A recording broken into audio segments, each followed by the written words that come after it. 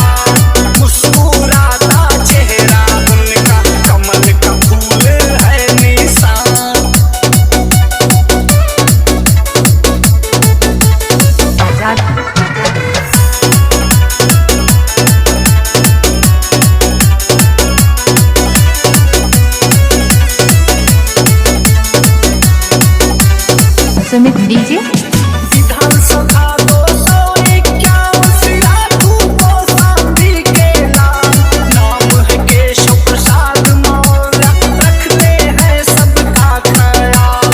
UP के जन जन के हैं सेवक, दुखिया गरीब के हैं ये जान। यूपी के जन जन के हैं सेवक, दुखिया गरीब के हैं ये जान। केशव मौर्य की ये पहचान, करते हैं सबका सम्मान। मुस्कुराता चेहरा उनका, कमल का फूल है निशान।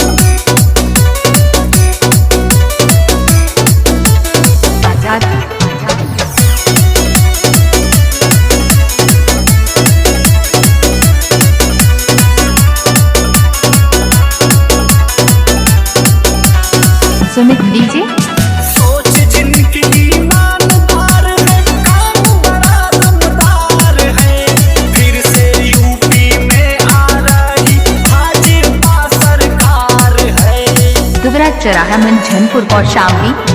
सोच जिनकी ईमानदार है, काम बड़ा दमदार है। फिर से यूपी में आ रही बीजेपी सरकार है। कहे प्रभाकर बीजेपी रखती है सबका ध्यान। कहे प्रभाकर भाजपा रखती है सबका ध्यान। केशव मौर्य की ये पहचान, करते हैं सबका सम्मान। मुस्कुराता चेहरा उनका, कमल का फूल है निशान।